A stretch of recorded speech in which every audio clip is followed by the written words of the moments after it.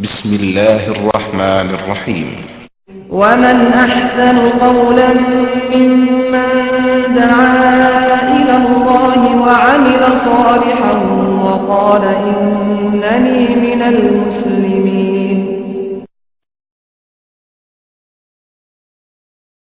أعمالنا من يهده الله فلا مضل له ومن يضلل فلا هادي له وأشهد أن لا إله إلا الله وحده لا شريك له وأشهد أن محمدا عبده ورسوله.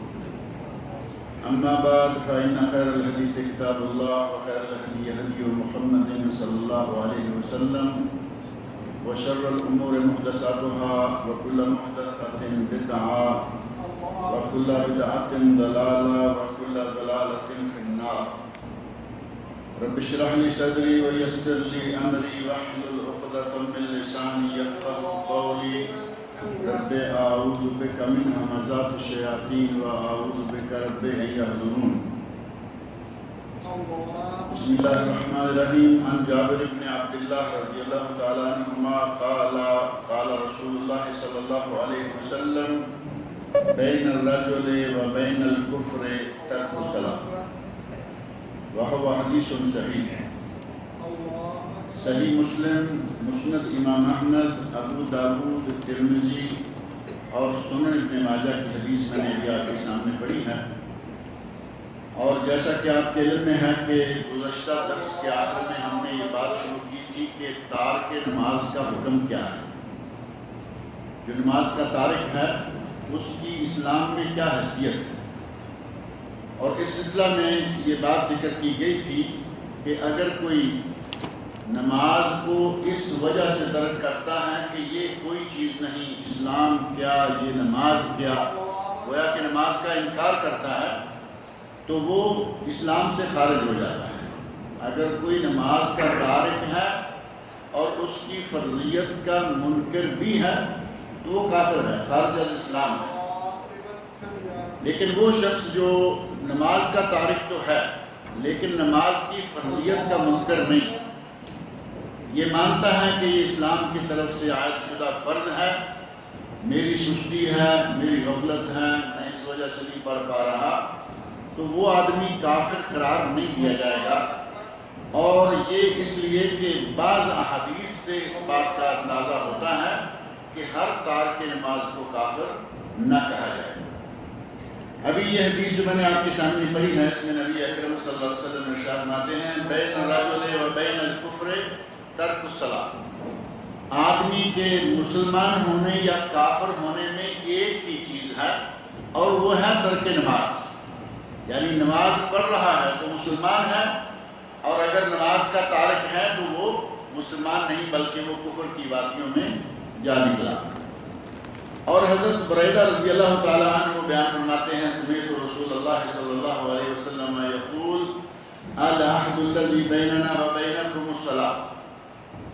العہد الذی بیننا وبینہم، کتاب میں پرنٹنگ کی غلطی سے بینکم آ گیا ہے، اصل میں یہ ہے العہد الذی بیننا وبینہم الصلاۃ. ہمارے اور ان کے درمیان، یعنی ہمارے اور کافروں کے درمیان جو چیز فرق کرنے والی ہے وہ ہے نماز. فمن ترکھا فقد کفر، جس نے نماز کو ہی چھوڑ دیا اس نے گویا کہ کفر کیا. علماء کے راجح قول کے مطابق یہاں کفر سے مراد کفر مخرج عن الملہ نہیں ہے. یعنی کفر کی دو قسمیں اہل علم نے کی ہیں. ایک کفر وہ ہے جو آدمی کو اسلام سے خارج کر دیتا ہے، یعنی قطعاً اسلام سے وہ نکل گیا. اور دوسرا کفر ہے دون الکفر، اس کفر اکبر سے چھوٹا کفر.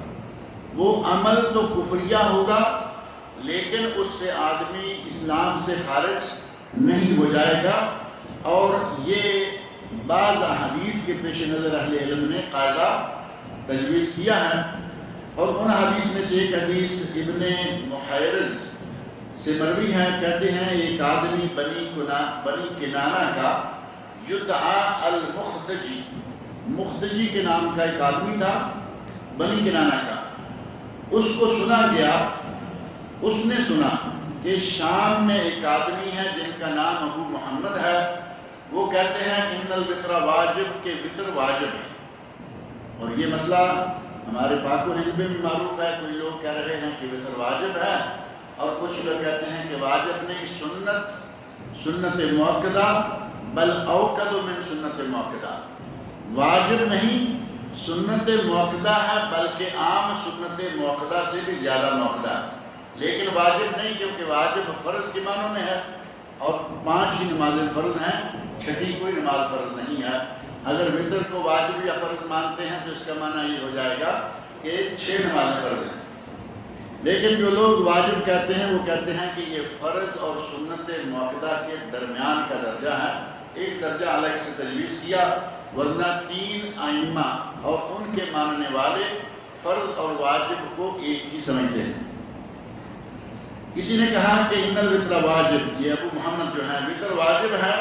قال المختجی فرحت الى عبادۃ بن صامت رضی اللہ تعالی عنہ واخبرته، میں حضرت عبادہ بن صامت رضی اللہ عنہ کے پاس گیا اور میں نے جا کے ان سے پوچھا کہ ایک آدمی یہ کہہ رہا ہے، فقال عبادہ، حضرت عبادہ بن صامت رضی اللہ عنہ نے فرمایا کذب ابو محمد، ابو محمد اگر کہتے ہیں کہ وطر واجب ہے تو یہ جھوٹ ہے۔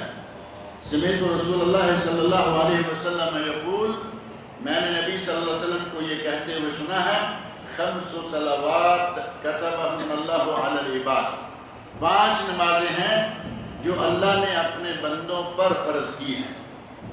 من اتی بہن لم یضیع منہن شیئا استخفافا بحقہن، جو 5 نمازیں ادا کرے ان میں سے لاپرواہی کر کے کسی کو یا ان نمازوں کی فرضیت کا انکار کرتے ہوئے کسی کو ضائع نہ کرے، کان لہ عند اللہ عہدا ان یدخلہ الجنہ، اس کے لیے اللہ رب العزت کا عہد ہے کہ وہ اسے جنت میں داخل کرے گا۔ جو آدمی 5 نمازیں پابندی سے پڑھتا رہے، لاپرواہی کر کے کوئی نماز نہ چھوڑے، اس کے لیے اللہ کا عہد ہے کہ وہ اسے جنت میں داخل کرے گا۔ وَمَن لَّمْ يَأْتِ بِهِنَّ فَلَيْسَ لَهُ عِندَ اللَّهِ عَهْدٌ، جو آدمی یہ 5 نمازیں نہیں پڑھتا اس کے لیے اللہ کے یہاں کوئی عہد نہیں۔ ان شاء عذبہ، اللہ چاہے گا تو اسے اس کے بدلے میں عذاب دے گا، وَإِن شَاءَ غَفَرَ لَهُ، اور اگر چاہے گا تو وہ اسے معاف کر دے گا، کیونکہ وہ غفور رحیم ہے، معاف کرنے والا ہے۔ کہتے ہیں کہ جب نبی اکرم صلی اللہ علیہ وسلم نے تارک نماز کے معاملے کو اللہ کے سپرد کر دیا کہ اس کی مرضی ہے، چاہے تو اسے معاف کر دے اور چاہے تو اسے عذاب دے دے، اس سے معلوم ہوا کہ تارک نماز کا کفر دون کفر، یعنی چھوٹے درجے کا کفر ہے، کفر اکبر نہیں جو کہ آدمی کو اسلام سے نکال دیتا ہے۔ اگر کفر اکبر ہوتا تو نبی صلی اللہ علیہ وسلم یہ نہ فرماتے کہ اللہ چاہے گا تو معاف کرے گا، اللہ چاہے گا تو اس کو سزا دے گا، کیونکہ شرک کے بارے میں اللہ رب العزت نے سورۃ النساء آیت نمبر 48 میں ارشاد فرمایا ہے، ان اللہ لا یغفر ان یشرک بہ ویغفر ما دون ذلک لمن یشاء، شرک وہ ہے کہ جسے اللہ معاف نہیں کرے گا، اس کے علاوہ جو گناہ بھی ہے اسے اللہ چاہے تو معاف کر دے گا۔ لہذا شرک اور کفر، اگر شرک اکبر اور کفر اکبر ہوتا تو نبی صلی اللہ علیہ وسلم یہ نہ فرماتے کہ اللہ چاہے تو معاف کرے، اللہ نے خاص صاف کہہ دیا ہے کہ میں شرک کی معاف نہیں کروں گا۔ اور حضرت ابو ہریرہ رضی اللہ عنہ سے مروی ہے، سمعت رسول اللہ صلی اللہ علیہ وسلم یقول، میں نے نبی صلی اللہ علیہ وسلم کو یہ کہتے ہوئے سنا، ان اول ما یحاسب بہ العبد یوم القیامۃ الصلاۃ المکتوبہ، قیامت کے دن سب سے پہلے بندے کا جس معاملے میں حساب کتاب لیا جائے گا وہ ہے نمازیں، یہ ہے حقوق اللہ میں سے۔ ایک حدیث میں آتا ہے کہ سب سے پہلے بندے کا حساب کتاب لیا جائے گا وہ خون کے معاملات میں، یعنی اگر حقوق العباد کے شعبے کو لیں تو حقوق کے معاملہ میں، حقوق العباد کے معاملہ میں سب سے پہلا معاملہ خون کا رکھا جائے گا، قاتل کون ہے، مقتول کون ہے، ظلم قتل ہوا یا کیا ہوا، اور اگر حقوق اللہ لیں تو سب سے پہلے نماز کا معاملہ ہے، اس کا حساب کتاب لیا جائے گا۔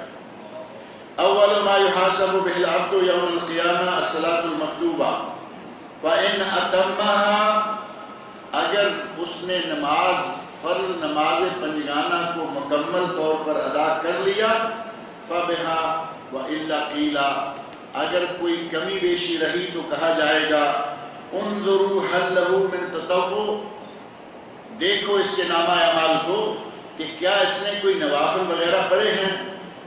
فَإِنْ كَانَ لَهُ تَطَوُّعٌ أُكْمِلَتِ الْفَرِيضَةُ مِنْ تَطَوُّعِهِ، اگر اس کے کچھ نفل کچھ سنتیں ہوں گی تو اس کے فریضے کی کمیاں ان نفلوں سے پوری کر دی جائیں گی۔ ثم يفعل بسائر الاعمال المفروضہ مثل ذلك، اسی طرح جتنے بھی فرائض ہیں ان کا حساب کیا جائے گا، اگر حساب فرائض مکمل ہیں فبها، اگر فرائض میں کہیں کمی کوتاہی ہے تو نوافل کے ساتھ اس کمی کوتاہی کو پورا کر دیا جائے گا۔ اور یہ حدیث بھی صحیح ہے۔ اور حضرت عبادہ بن صامت رضی اللہ عنہ بیان فرماتے ہیں کہ نبی اکرم صلی اللہ علیہ وسلم نے ارشاد فرمایا من شہد اللہ الہ الا اللہ وحدہ لا شریک لہ وان محمدا عبدہ ورسولہ، جو آدمی اس بات کی گواہی دے کہ اللہ کے سوا کوئی معبود برحق نہیں اور حضرت محمد رسول اللہ صلی اللہ علیہ وسلم اللہ کے بندے اور رسول ہیں، وَأَنَّ عِيسَىٰ عَبْدُ اللَّهِ وَكَلِمَتُهُ أَلْقَاهَا إِلَىٰ مَرْيَمَ، اور حضرت عیسیٰ علیہ السلام اللہ کے بندے ہیں، خود اللہ نہیں، جیسا کہ عیسائیوں نے عیسیٰ علیہ السلام کو تین میں سے تیسرا، تین خداؤں میں سے تیسرے خدا، اقانیم ثلاثہ عیسائیوں کا تثلیث کا عقیدہ ہے کہ خدا تین ہیں، اللہ رب العزت، عیسیٰ ابن مریم اور ان کی والدہ مریم، یہ تینوں خدا ہیں۔ اگر بندہ یہ گواہی دے کہ عیسیٰ علیہ السلام اللہ کے بندے ہیں، خود اللہ نہیں، وَكَلِمَتُهُ أَلْقَاهَا إِلَىٰ مَرْيَمَ، اور اللہ کا کلمہ ہے جو کہ اللہ رب العزت نے مریم علیہ السلام کی طرف القاء کیا، وَرُوحٌ مِّنْهُ، اور اللہ کی روح سے ہیں، وَالْجَنَّةُ وَالنَّارُ حق، اور یہ عقیدہ رکھے کہ جنت بھی ہے، حق ہے، اور جہنم بھی حق ہے، ادخلہ اللہ الجنہ علی ما کان من العمل، تو اللہ اسے جنت میں داخل کر دے گا اس کا عمل چاہے کوئی بھی کیوں نہ ہو۔ یعنی صدق دل سے خلوص کے ساتھ اگر کوئی شہادتیں اللہ ایک ہے اس کے سوا کوئی معبود برحق نہیں اور نبی صلی اللہ علیہ وسلم اللہ کے رسول ہیں، اور عیسیٰ علیہ السلام کے بارے میں جنت اور جہنم کے بارے میں اگر عقیدہ صحیح ہے تو نبی صلی اللہ علیہ وسلم فرماتے ہیں کہ اللہ اسے جنت میں داخل کر دے گا چاہے اس کا عمل کیسا بھی۔ اس حدیث سے بھی دلیل لی گئی کہ اگر کوئی نماز کو چھوڑتا ہے کبھی تو اس کو کافر نہیں کہیں گے، کیونکہ اگر ایسا ہوتا تو یہاں اس حدیث میں اس کا بھی ذکر کیا گیا ہوتا۔ اب معاملہ ہے کہ یہ نماز جو ہے یہ فرض ہوتی ہے بچی یا بچے پر جب وہ 15 سال کے ہو جائیں، لڑکی لڑکا 15 سال کے ہو جائیں تو نماز فرض ہوتی ہے، 15 سال سے پہلے نماز فرض نہیں ہوتی، یا 15 سال سے پہلے لڑکے کو داڑھی مونچھ نکل آئے، احتلام ہو جائے، لڑکی کو مینسز شروع ہو جائیں یا زیر ناف بال آ جائیں، یہ نشانیاں ہیں جو اسلام نے مقرر کی ہیں کسی کے بالغ ہونے کی۔ بالغ ہونے سے پہلے نماز فرض نہیں، لیکن کیا 15 سال تک بچے کو چھوڑے رکھا جائے گا کہ 15 سال ہوں گے تو نماز شروع کرنا؟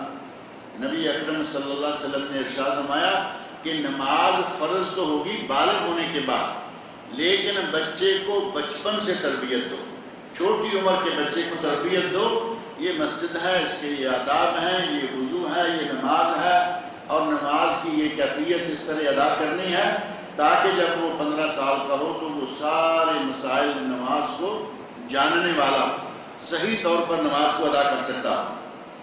اور نماز تو بالکل آسان سا عمل ہے، وضو کروائیں، بچے کو نماز پڑھائیں۔ صحابہ کرام رضی اللہ عنہم تو چھوٹی عمر کے بچوں کو روزہ رکھواتے تھے، صحیح بخاری شریف میں حدیث موجود ہے۔ آج کل بعض لوگوں کا سوال سن کر یقین جانے تعجب آتا ہے کہ یہ کچھ سوال کرنے والا ہے، بچہ انٹر کلاسز میں پڑھ رہا ہے، امتحان آنے والے ہیں، کیا وہ روزہ رکھے یا نہ رکھے؟ انٹر کلاسز میں پڑھنے والا بچہ 16-17 سال کا ہوگا یا نہیں؟ 16, 17, 18 سال کا جا کے 12ویں کلاس میں داخل ہوگا۔ 18 سال کا ہٹا کٹا نوجوان بچہ ہو اور کہا جائے کہ یہ روزہ رکھے یا اس کو گنجائش. صحابہ کرام بچپن میں، حضرت ربیہ رضی اللہ تعالی عنہ صحابیہ ہیں، صحیح بخاری میں حدیث موجود ہے، کہتی ہیں کننا نصوم و نصوم صبیاننا، ہم روزہ رکھتے تھے اور اپنے بچوں کو بھی روزہ رکھواتے تھے. عصر کا وقت ہوتا تو بچے بھوک سے رونا شروع کر دیتے. آپ اندازہ کریں کہ وہ بچہ کس عمر کا ہوگا جو عصر کے وقت آ کے رونے لگے. اب یہ ماشاءاللہ بچہ ہے، اس کو کہیں گے کہ یہ رونے لگے گا؟ نہیں، کیونکہ یہ سمجھدار ہے. اس سے بھی چھوٹی عمر کے بچے جو بھوک لگنے پہ رونا شروع کر دیں، عمر کا اندازہ آپ کر سکتے ہیں. کہتی ہیں کہ عصر کے بعد بچے رونے لگتے، ہم انہیں اون سے کوئی چھوٹا موٹا کھلونا بنا کے دے دیتے اور اس بچے کا دل بہلاتے یہاں تک کہ مغرب ہو جائے اور روزہ افطار کرنے کا وقت آ جائے. صحابہ کرام اپنے بچے کو اس عمر میں روزہ رکھوا رہے ہیں تاکہ ان کی تربیت صحیح ہو جائے. اور رمضان المبارک میں ایک آدمی پکڑا گیا جس نے روزہ نہیں رکھا ہوا تھا اور شراب پی رکھی تھی. حضرت عمر فاروق رضی اللہ عنہ کا زمانہ ہے، صحابہ کا دور جو ہے اس کے ساتھ ہی تابعین کا دور داخل ہو چکا ہے. حضرت عمر فاروق رضی اللہ عنہ نے اسے پکڑا، اسے کوڑے مارتے ہوئے کہا ویلک وصبیاننا صیام، تیرا ستیہ ناس ہو، ہمارے تو بچوں نے بھی روزے رکھے ہوئے ہیں. یعنی تو اتنا بڑا ہو کر روزہ چھوڑے ہوئے ہیں اور ہمارے تو بچے بھی روزے سے. روزے کے تارک کو حضرت عمر فاروق رضی اللہ عنہ نے بھی یہ بتایا کہ ہمارے چھوٹے چھوٹے بچے روزہ رکھے ہوئے ہیں. اب نماز تو ظاہر ہے کہ بڑی آسان ہے، اس میں نہ بھوک ہے نہ پیاس ہے. وضو کروائیں، بچے کو صاف ستھرا کریں اور اسے نماز پڑھنے کی تعلیم دیں. نبی اکرم صلی اللہ علیہ وسلم نے فرمایا کہ بچے کو بچپن سے ہی تعلیم دو، لیکن جب وہ 7 سال کا ہو جائے تو اسے باقاعدہ نماز پڑھنے کا حکم دو. یعنی 7 سال کے بچے کو نماز پڑھنے کا حکم دو. ام المومنین حضرت عائشہ صدیقہ رضی اللہ عنہ بیان فرماتی ہیں، جیسا کہ ابو داود، نسائی، ابن ماجہ، ابن حبان، مستدرک امام حاکم اور مسند امام احمد میں یہ حدیث ہے. حضرت عائشہ رضی اللہ عنہ بیان فرماتی ہیں کہ نبی صلی اللہ علیہ وسلم نے فرمایا رفع القلم عن 3، 3 لوگوں سے قلم اٹھا دیا گیا ہے. یعنی 3 لوگوں کا گناہ نہیں لکھا جاتا، نیکی لکھی جاتی ہے، جیسا کہ دیگر حدیث میں موجود ہے. نبی اکرم صلی اللہ علیہ وسلم حجۃ الوداع کے موقع پر حج پر روانہ ہوئے. راستے میں ایک قبیلہ ملا، اس قبیلے والوں نے پوچھا کہ آپ کون ہیں؟ نبی اکرم صلی اللہ علیہ وسلم کو دیکھا نہیں، پہچانتے نہیں. حج کا اعلان سنا، سب روانہ ہو گئے، کوئی اس طرف سے آ رہا ہے، کوئی اس طرف سے آ رہا ہے. ایک قبیلے کا راستے میں نبی اکرم صلی اللہ علیہ وسلم سے ملنا ہوا تو قبیلے والے پوچھتے ہیں کہ آپ کون ہیں؟ تو آپ نے فرمایا میں اللہ کا نبی ہوں. تو اسی باتوں کے دوران ایک خاتون نے بچے کو گود سے اٹھایا اور کہا الہذا حج، یا رسول اللہ کیا اس بچے کا حج ہے؟ یعنی میں ساتھ لے جا رہی ہوں، کیا اس کا حج ہوگا؟ تو آپ نے فرمایا نعم ولک اجر، اس بچے کا حج ہے اور تجھے بھی اجر و ثواب ملے گا. جو اٹھا کے کروا رہا ہے اس کو بھی پورے حج کا ثواب ہوگا.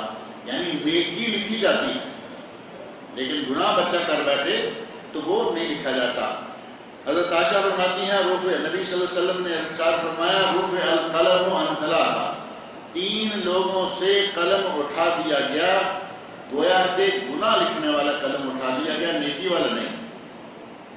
عن النائم حتی یستیقظ، پہلا وہ شخص ہے جو سویا ہوا ہے.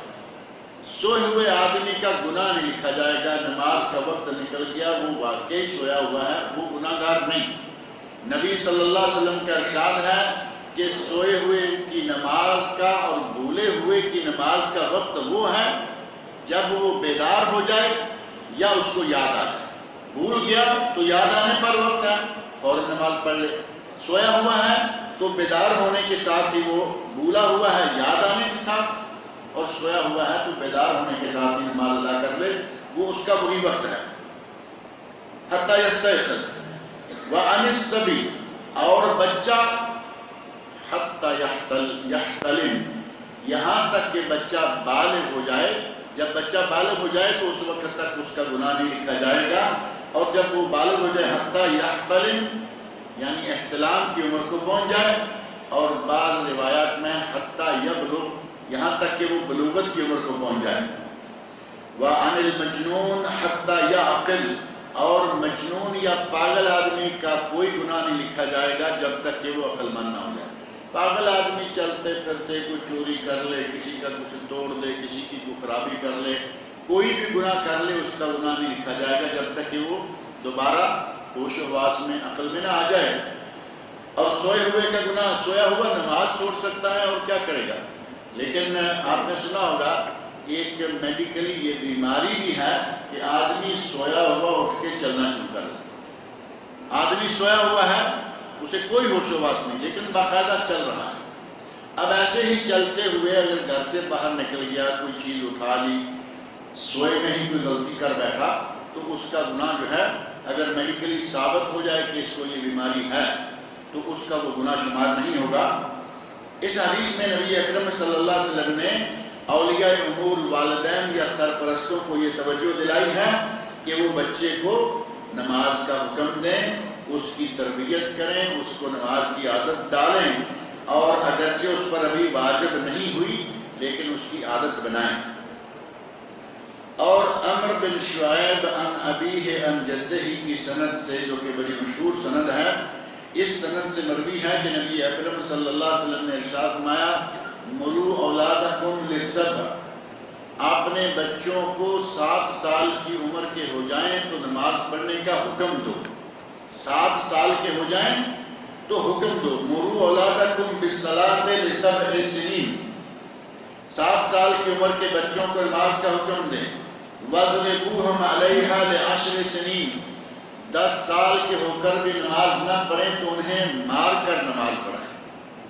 اب 3 سال مسلسل آپ نے لاڈ سے، پیار سے نماز پڑھنے کا حکم دیا، اور بچہ جو ہے وہ لاڈ پیار سے ناجائز فائدہ اٹھا رہا ہے، نماز کی طرف نہیں آ رہا، تو فرمایا کہ اب اسے مار کر بھی نماز پڑھاؤ۔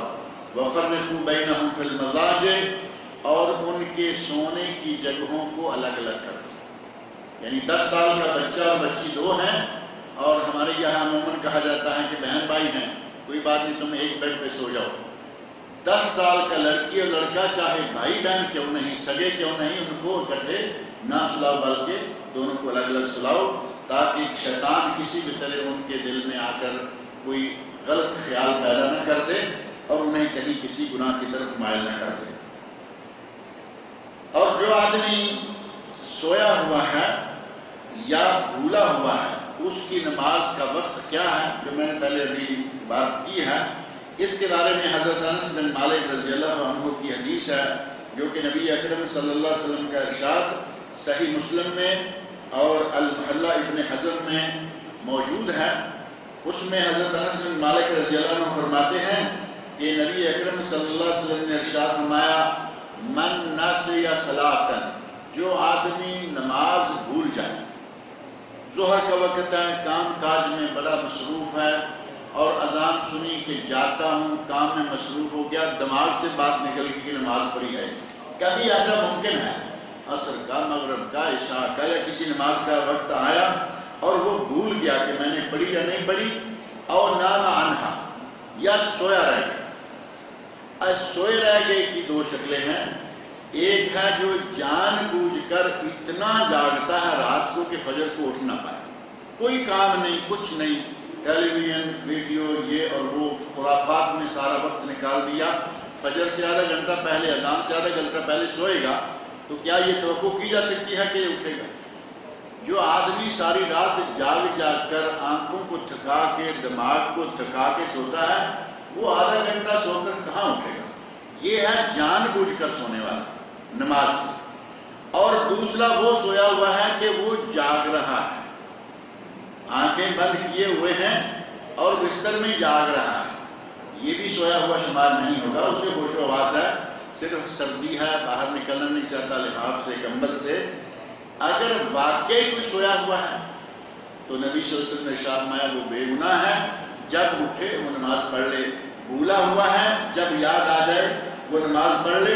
فَكَفَّارَتُهَا أَن يُصَلِّيَهَا إِذَا ذَكَرَهَا، سوئے ہوئے اور بھولے ہوئے کی نماز کا کفارہ یہ ہے کہ جب وہ بیدار ہو، جب اسے یاد آئے، فوری طور پر وہ نماز ادا کر لے۔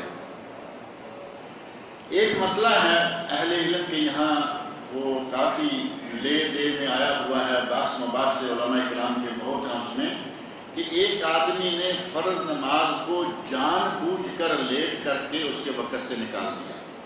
وہ جانتا ہے، وہ ہوش و حواس میں ہے، بیٹھا ہوا ہے، ابھی پڑھتا ہوں، اگلی نماز کا وقت آ گیا، کیا یہ قضا کرے گا؟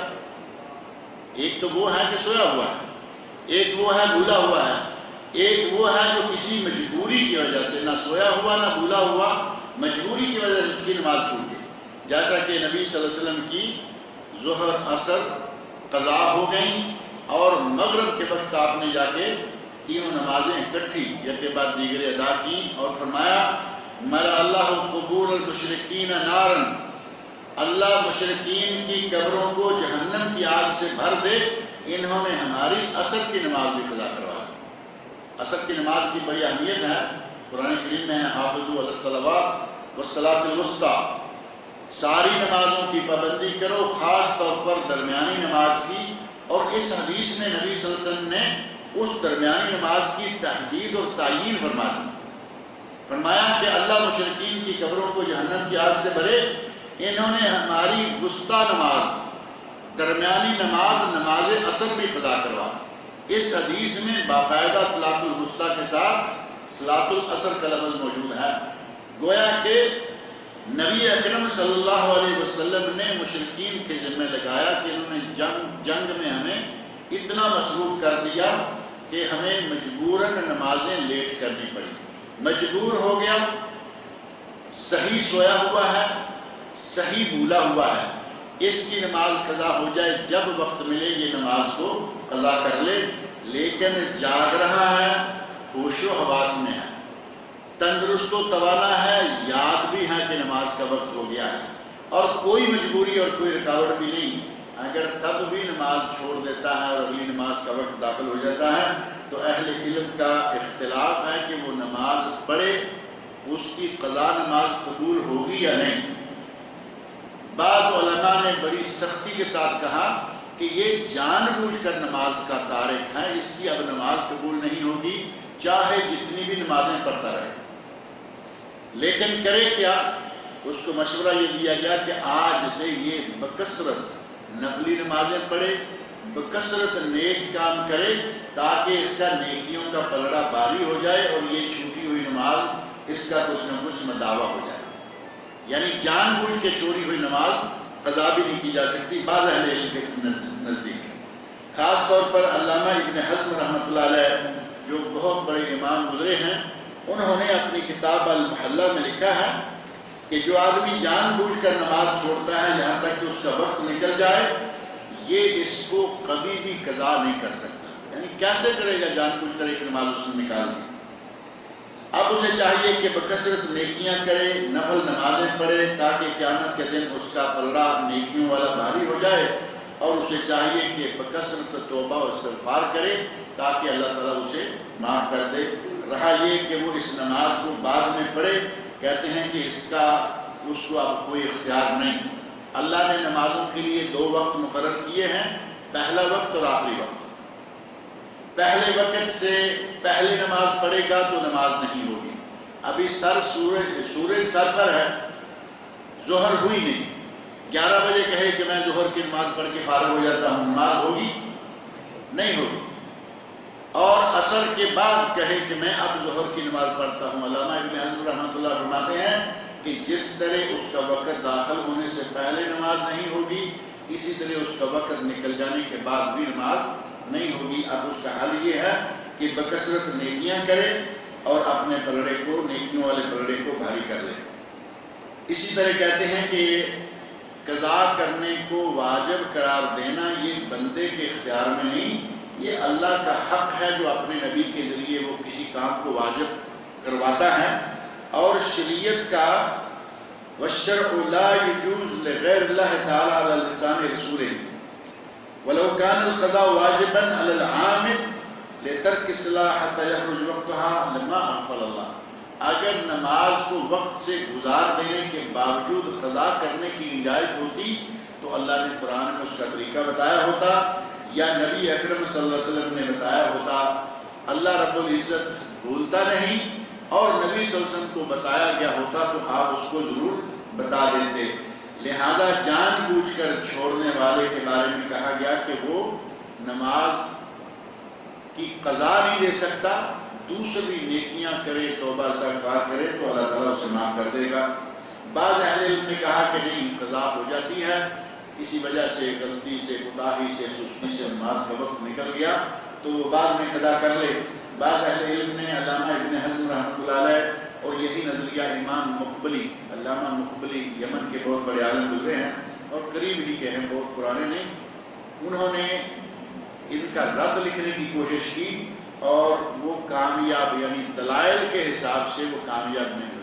غرض یہ کہ کوشش کرنی چاہیے کہ کوئی نماز قضا نہ ہو، اس کے وقت میں رہے، سویا ہوا ہے کوئی بات نہیں، مجبور ہے کوئی بات نہیں، بھولا ہوا ہے کوئی بات نہیں، جان بوجھ کر نماز کو اس کے وقت سے نہ نکالے۔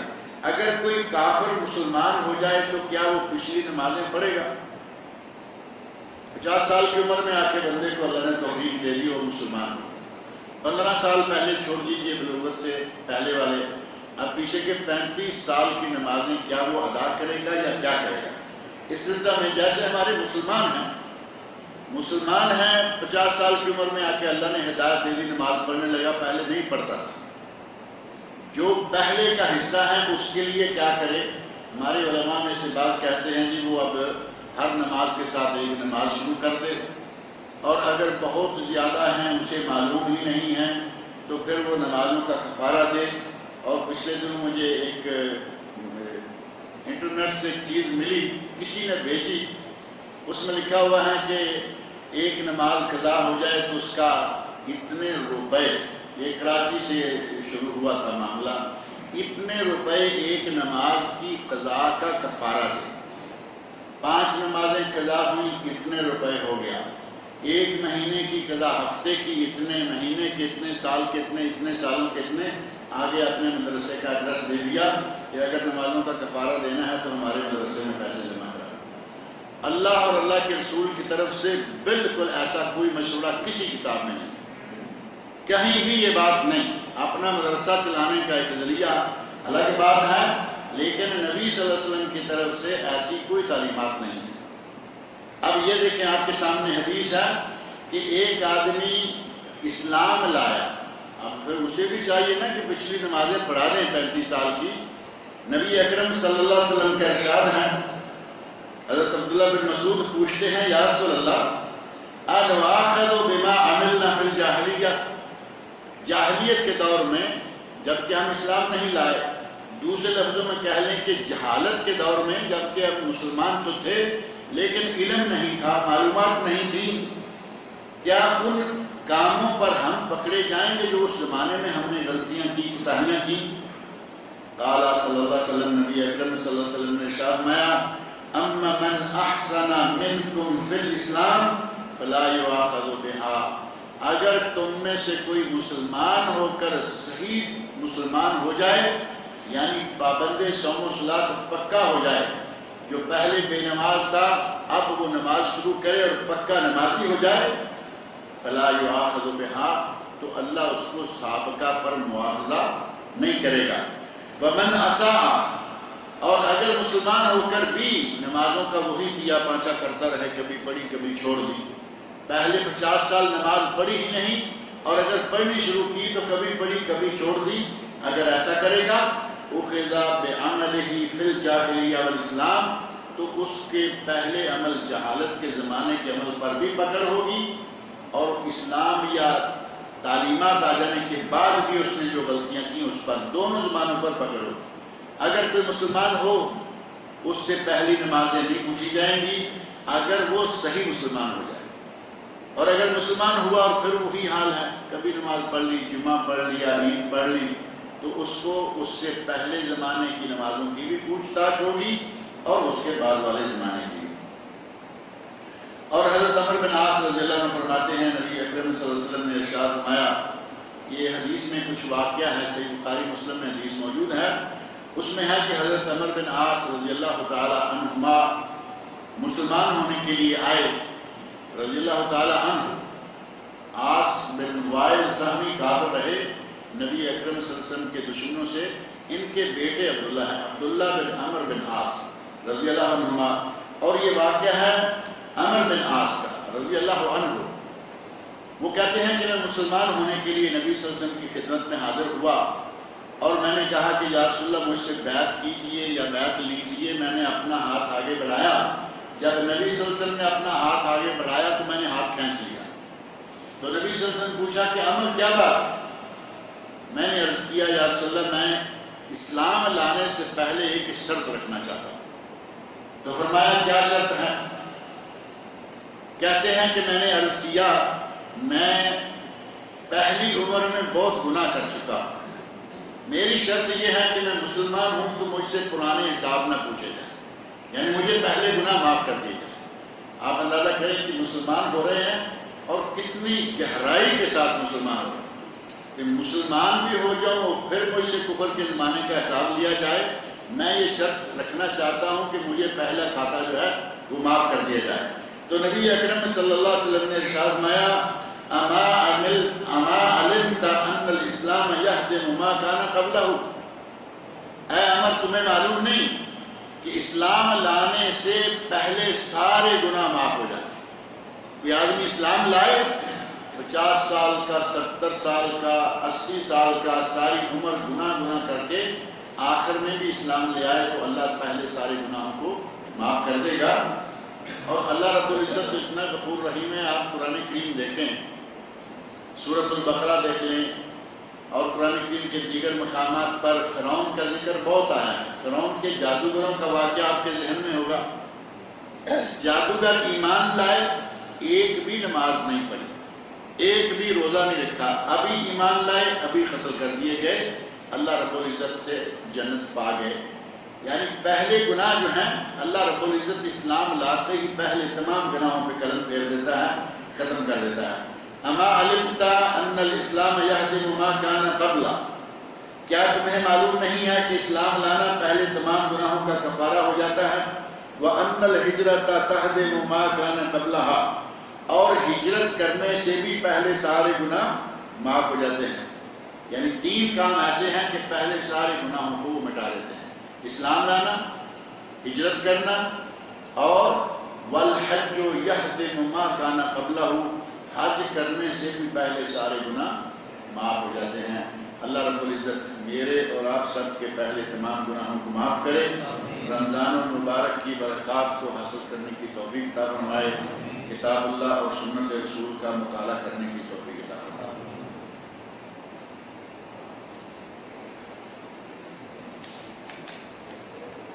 ایک سوال ہے کہ رات 12 بجے کے بعد قیام اللیل پڑھی جاتی ہے، کیا یہ نماز نبی صلی اللہ علیہ وسلم کے زمانے میں بھی پڑھی جاتی تھی؟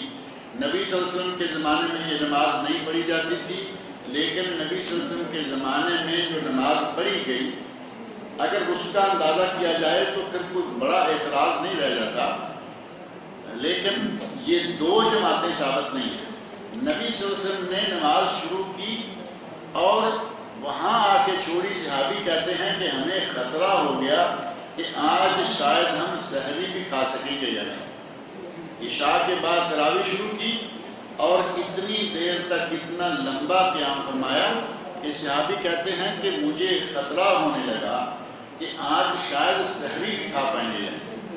تو اس کا معنی یہ ہوا کہ آپ بات کر لیں یا مجھے کر لیں، اچھا نہیں لگتا ہے سر درمیان اتنی زور زور سے تو شروع کر دیا۔ نبی اکرم صلی اللہ علیہ وسلم نے اس انداز سے اتنی لمبی جماعت کرائی کہ فجر کے قریب ہو۔ اب ہماری تراویح اگر کوئی امام ایک صفحہ پڑھ لے ایک حرکت میں، دوسری میں دیکھا کہ یہ تو بڑی لمبی کرتا ہے، پیچھے نکل جاتا ہے، اگلے دن مسجد بدل لیتے ہیں کہ ہم کسی اس مسجد میں جائیں گے جہاں چھوٹی سی نماز، ریڈی میڈ کا سسٹم اتنا نکل آیا ہے کہ نمازوں میں بھی ریڈی میڈ چاہیے۔ تو نبی صلی اللہ علیہ وسلم نے لمبی تلاوت کی، لمبا قیام کیا اب وہ اتنا لمبا قیام نہیں کر رہے، انہوں نے ایک دوسرا رنگ اختیار کر لیا کہ کچھ درمیان میں ریسٹ دے دیں گے اور پھر آ کے 4 رکعتیں پڑھتے ہیں، چھوڑ کے چلے جاتے ہیں. یہی ہے نا ہمارے یہاں جو 8 تراویح پڑھتے ہیں، 4 پڑھ کے چلے جاتے ہیں اور پھر آتے ہیں 4 رکعتیں اور 3 وتر پڑھتے ہیں. تو نبی صلی اللہ علیہ وسلم نے یہ 2 حصے نہیں کیے، مسلسل پڑھی ہیں. یہ آج کل 2 حصے کرتے ہیں. آگے لکھتے ہیں کہ کیا کافر کے ہاتھ کا کھانا جائز ہے اور اس سے میل ملاپ رکھنا صحیح ہے؟ میل ملاپ اگر دلی گہرائی سے نہ ہو تو کوئی حرج نہیں. قرآن کریم میں 1 2 3 4 6 جگہوں پر اللہ رب العزت نے فرمایا ہے کہ مومنوں کو کافروں کے ساتھ دلی پیار نہیں رکھنا چاہیے. لا يتخذ المؤمنون الكافرین اولیاء من غیر المؤمنین. ایک جگہ یہ الفاظ ہیں کہ مومنوں کو یہ اچھا نہیں ہے کہ وہ کافروں کو اپنے دلی دوست بنائیں. اولیاء ولی کا معنی دلی دوست. تعلقات ہیں، بزنس ہے کریں، لین دین ہے کریں، لیکن ان سے پیار کی پینگیں بنائیں تو یہ جائز نہیں ہے، وہ چاہے دنیاوی غرض سے ہو یا غیر کسی دوسری غرض سے. نبی صلی اللہ علیہ وسلم کے زمانے میں 8 رکعت تراویح پڑھائی جاتی تھی اور اہل خانہ کعبہ اور مسجد نبی میں 20 رکعت تراویح پڑھائی جاتی ہیں. کیوں؟ یہ ان سے جا کے پوچھیے، کعبہ والوں سے اور مسجد نبی والوں سے. نبی صلی اللہ علیہ وسلم کے زمانے میں 8 رکعتیں پڑھائی گئیں اور جیسے میں نے پہلے ذکر کیا کہ وہ اتنا لمبا قیام تھا. آج کل انہوں نے آخری عشرے میں قیام کے 2 حصے کر لیے. غرض یہ کہ نبی صلی اللہ علیہ وسلم کی سنت 8 تراویح ہے اور یہی سنت رسول ہے. 3 وتر 8 تراویح 11 رکعت. اور پورے سعودی عرب کی ہزاروں لاکھوں، خلیج کی لاکھوں مساجد میں 11 رکعت کی ہوتی ہیں کیونکہ یہ عام مساجد ہیں. اور رہا مسئلہ مسجد نبوی یا خاص طور پر مسجد حرام کا، تو وہ خاص ماحول ہے، خاص جگہ ہے، لوگ آ رہے ہیں. آپ آج کل دیکھتے ہوں گے تراویح ہو رہی ہے تو آپ بھی چل رہا ہے، ہزاروں لوگ طواف کر رہے ہوتے ہیں، ہزاروں لوگ نماز پڑھ رہے ہوتے ہیں. آپ کی مسجدوں میں کہیں طواف کی اجازت ہے؟ لہذا سب مسجدوں میں 11 رکعتیں ہوتی ہیں کیونکہ یہاں وہ حالات نہیں، وہاں کے حالات الگ ہیں. اور وہاں بھی آپ دیکھتے ہوں گے کہ عموماً 10 رکعتیں پڑھا کے امام الگ ہو جاتا ہے، دوسرا آتا ہے وہ 10 رکعتیں اور 3 وتر پڑھاتا ہے. یہ ساری دنیا کے مسلمانوں کے اکٹھے ہونے کی جگہ ہے اور وہاں رعایت رکھی گئی کہ جو 20 پڑھتا ہے وہ 20 پڑھے، جو 8 پڑھتا ہے وہ 8 پڑھے، کوئی 12 پڑھتا ہے 12 پڑھے. ہر کسی کو یہ گنجائش دی گئی. ایک آدمی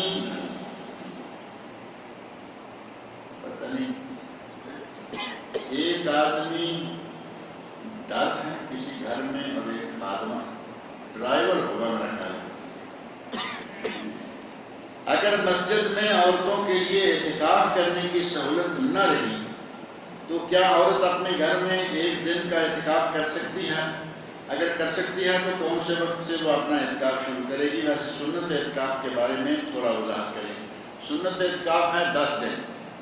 نبی اکرم صلی اللہ علیہ وسلم نے آخری عشرہ، آخری 10 دن کا اعتکاف کیا.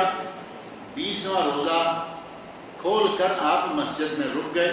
20واں روزہ کھول کر مسجد میں رک گئے کیونکہ یہ 21ویں رات شروع ہو گئی ہے. مسجد میں رکے رہے اور فجر کی نماز پڑھ کر اپنی اعتکاف گاہ جو کونے میں کوئی پردہ وغیرہ کپڑا لگایا تھا اس میں داخل ہوئے. یہ ہے سنت. اور چاند دیکھنے تک مسجد میں رہیں، یعنی شوال کی 1 تاریخ شام کو چاند نظر آ جائے، صبح عید ہے، اس رات نکلیں. یہ ہے مسنون اعتکاف. اور جائز یہ ہے کہ 1 دن کا اعتکاف بھی کیا جائے. حضرت عمر فاروق رضی اللہ عنہ نے فرمایا یا رسول اللہ میں نے منت مانی تھی 1 دن کا اعتکاف کروں گا. فرمایا منت پوری کرو. جائز یہ ہے کہ 1 دن کا اعتکاف بھی کوئی کر لے، لیکن رمضان والا یہ نہیں، یہ باہر کسی عام دنوں کے اندر ہے. رمضان میں اگر کسی کو 10 دن کا موقع نہیں، وہ 1 دن کا کرنا چاہتا ہے، 2 دن کا کرنا چاہتا ہے، حرج کوئی نہیں جب نیت کر کے مسجد میں داخل ہو جائے. اب یہ اعتکاف ہوتا ہے لیلۃ القدر کو پانے کے لیے. 1 رات پچھلی گزر گئی، یہ رات جو گزری ہے یہ تھی 21ویں. آگے 23، 25، 27، 29ویں راتیں جو ہیں وہ بھی لیلۃ القدر کی راتیں ہیں. ان 5 میں سے اللہ نے کس میں لیلۃ القدر رکھی ہے اسی کی تلاش کے لیے اعتکاف کیا جاتا ہے. اگر کوئی 10 دن نہیں کر سکتا، جتنے دن کرنا چاہے کرے، لیکن وہ طریقہ کار وہی ہے کہ وہ مغرب کی نماز پڑھ کر مسجد میں بیٹھ جائے اور عید کی نماز پڑھے۔ اب یہ تو نہیں کہ درمیان میں جب چاہے مسجد میں آئے، جب چاہے نکل جائے۔ کل ہمیں کسی نے ایک سوال پوچھا، لکھ کر بھیجا کہ ہم اسکول ٹیچر ہیں، اعتکاف کے دوران جا کے دن کو 3 پیریڈ پڑھا کے آ سکتے ہیں؟ آپ اندازہ کریں کہ اسکول بھی چلتا رہے اور اعتکاف بھی ہو جائے تو اعتکاف تو نہ ہوا یہ۔ اسی طرح خواتین ہیں، وہ کہیں گی کہ گھر میں اعتکاف بیٹھیں تو کیا سارے گھر کو ہی اعتکاف کا سمجھ لیں؟ مانا یہ کہ گھر کے کام کاج بھی کریں، کچن چلائیں اور اعتکاف بھی ہو جائے۔ اعتکاف ہے اللہ کا تقرب حاصل کرنے کی نیت سے ایک جگہ بیٹھ جانا، دنیا داری کو چھوڑ چھاڑ کر۔ اب اگر سارے کام بھی کرتے رہیں، سارے کام بھی چلتے رہیں تو اعتکاف۔ مسجد کے پڑوس میں آدمی بیمار پڑا ہو، اعتکاف والا وہاں جا کے عیادت نہیں کر سکتا۔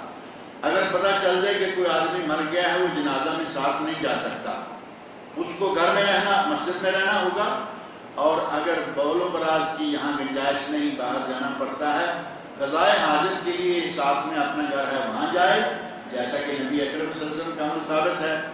یا باہر جانا پڑتا ہے، گاؤں ہے، کھیت ہیں، وہاں جائے، اس کی گنجائش، باقی کام کاج کی نہیں۔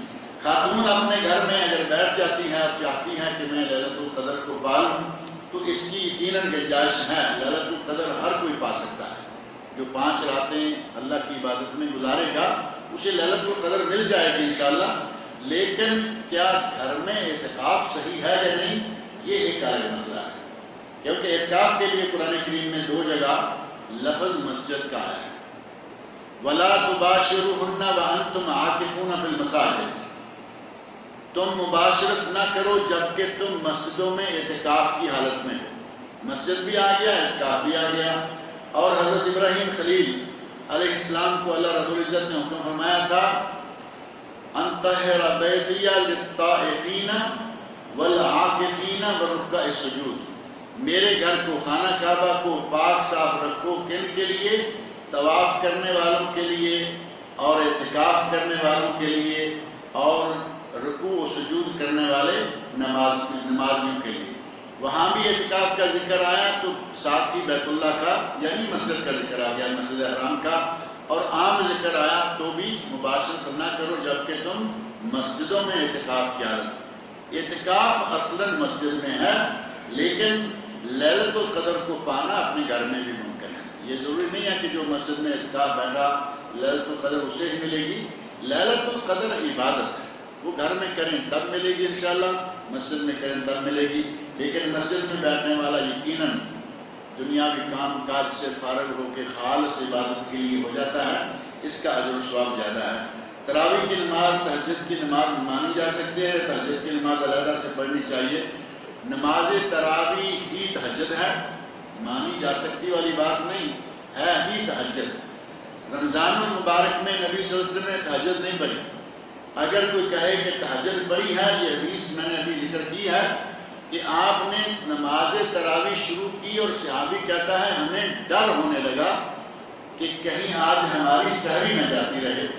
تہجد کا وقت کہاں نکلے گا؟ نماز تہجد، صلاۃ الوتر، قیام اللیل، قیام رمضان اور تراویح، یہ 4-5 نام ہیں، یہ پانچوں ایک ہی نماز کے نام ہیں، مختلف مواقع پر اس کو مختلف ناموں سے یاد کیا گیا۔ شوگر یا بلڈ پریشر کی مستقل شکایت ہو تو کیا روزے کا فدیہ ادا کر سکتے ہیں؟ شوگر کی شکایت والے روزہ رکھ سکتے ہیں، بلڈ پریشر والے بھی روزہ رکھ سکتے ہیں۔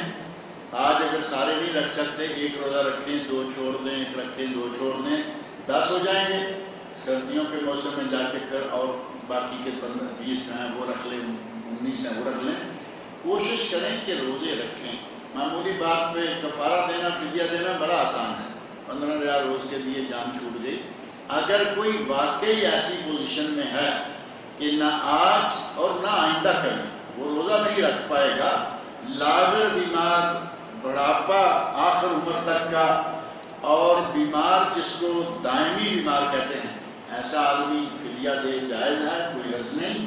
لیکن ایسے ہی کوئی معمولی بلڈ پریشر کا نقص ہے اور گولی کھائیں، سحری کو کھا لیں، شام کو کھا لیں، رات کو بھی کھاتے رہیں. ویسے بھی پہلے عموماً دن کو 3 مرتبہ دعا کھائی جاتی ہے. آج کل صبح افطاری کے وقت کھائیں، رات کو 1 مرتبہ کسی وقت کھا لیں، سحری سے پہلے کھا لیں. میرا خیال ہے کہ انشاءاللہ سارا کام چل جائے گا.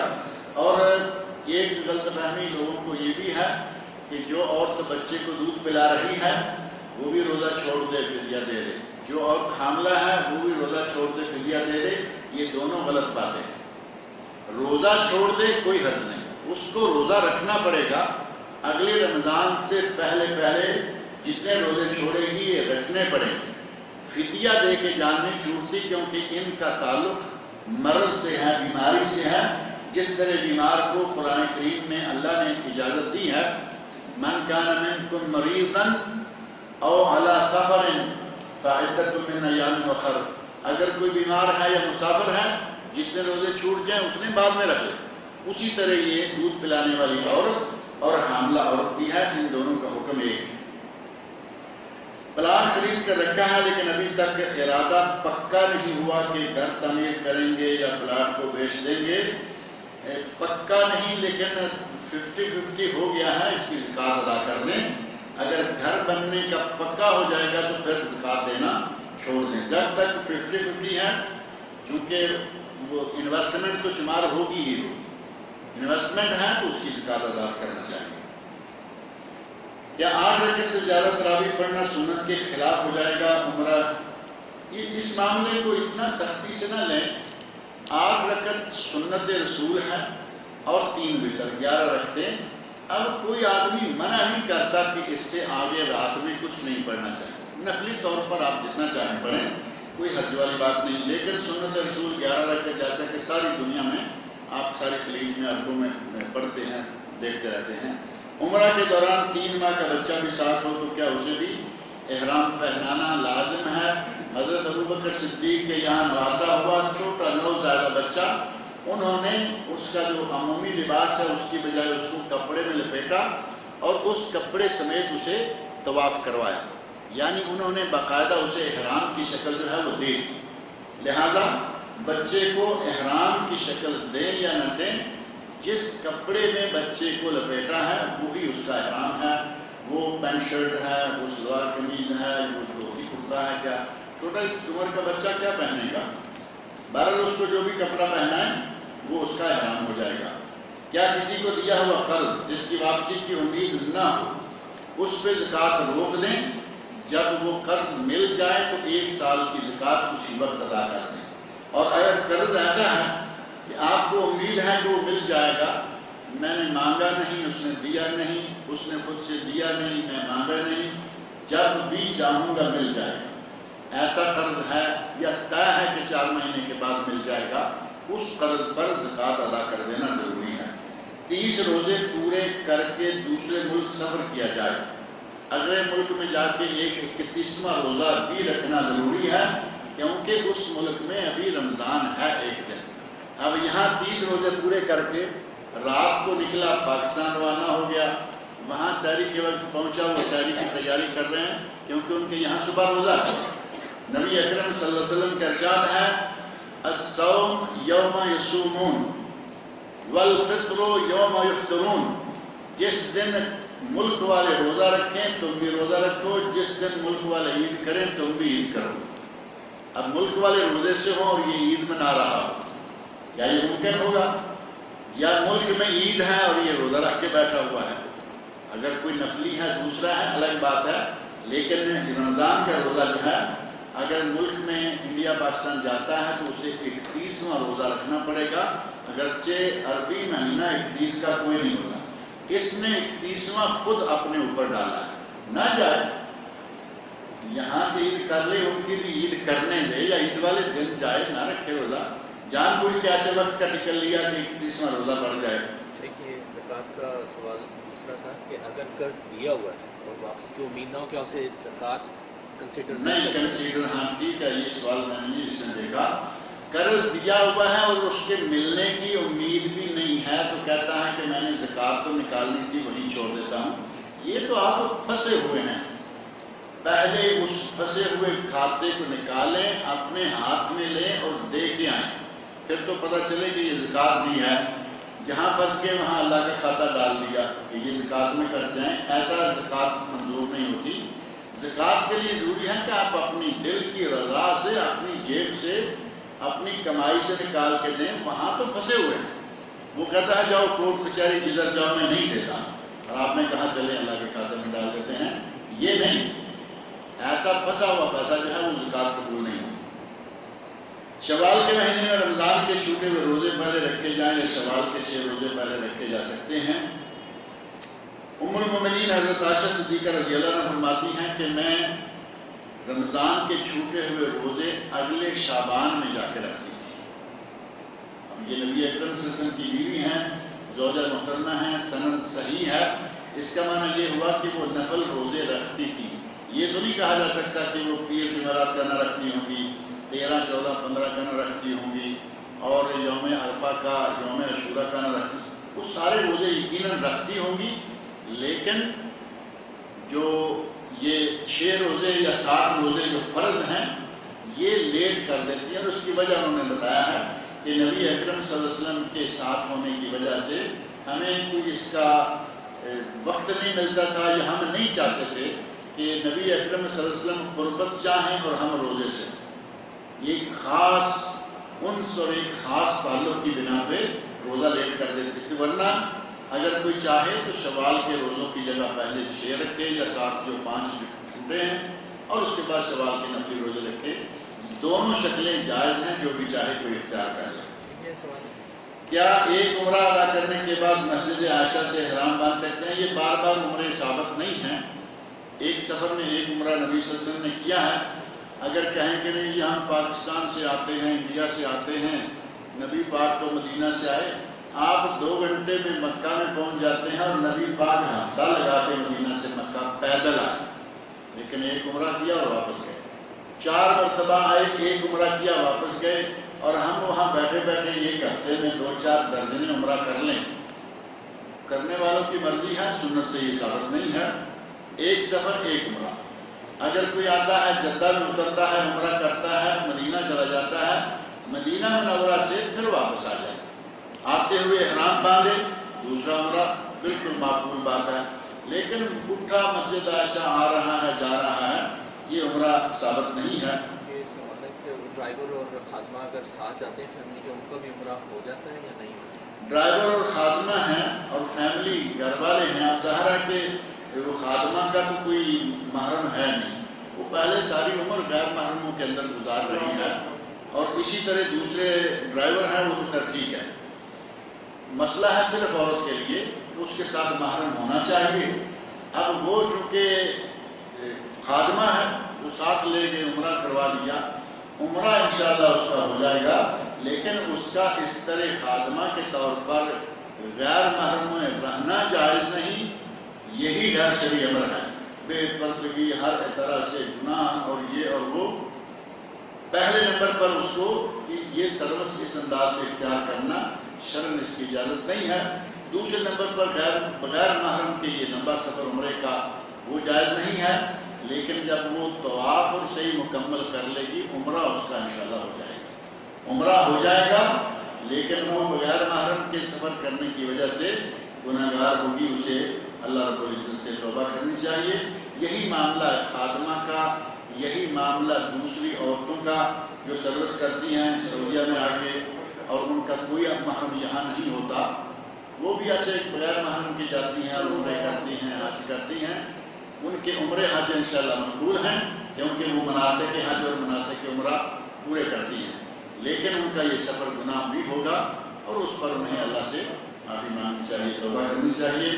اللہ رب العزت مجھے اور آپ سب لوگوں کو نیک عمل کی توفیق عطا فرمائے۔ کعبے کی ایک سوال رہ گیا ہے، کعبے کی طرف لوگ بولتے ہیں کہ ٹانگیں کرنا، پاؤں کرنا درست ہے یا نہیں؟ کعبہ کی طرف ٹانگیں کر کے سونا یا ٹانگیں بسار کے بیٹھنا اگر چھت وغیرہ پہ ہو تو پھر بالکل نہیں ہونا چاہیے، اگرچہ یہ ادب کہیں کسی حدیث میں واضح طور پر نہیں ملتا، لیکن ادب کا تقاضا یہ ہے کہ جسے ہم اچھا نہیں سمجھتے، میں کسی آدمی کی طرف ٹانگیں کرنا چاہوں تو یا اجازت لوں گا یا نہیں کروں گا. اجازت لوں گا میرے گھٹنے میں تکیہ ذرا کر لوں. خانہ کعبہ ہے، مقدس مقام ہے، احترام کا تقاضا یہ ہے کہ کھلی جگہ ہو تو پاؤں، جیسے کھلی جگہ ہو تو کعبہ کی طرف منہ کر کے قضائے حاجت کے لیے بیٹھنا جائز نہیں، پیچھا کر کے بیٹھنا بھی جائز نہیں. لیکن چار دیواری کے اندر جیسے ٹوائلٹ آج کل واش روم بنے ہیں ان میں بیٹھ سکتا ہے، اس کی گنجائش. وہی معاملہ ہے کہ ایک آدمی کہیں اندر بیٹھا ہوا ہے، وہ جدھر چاہے ٹانگیں کریں، انشاءاللہ کوئی حرج نہیں، لیکن کھلی جگہ میں اس سے پرہیز کرنا چاہیے. اللہ تعالیٰ مجھے اور آپ سب لوگوں کو نیک عمل کی توفیق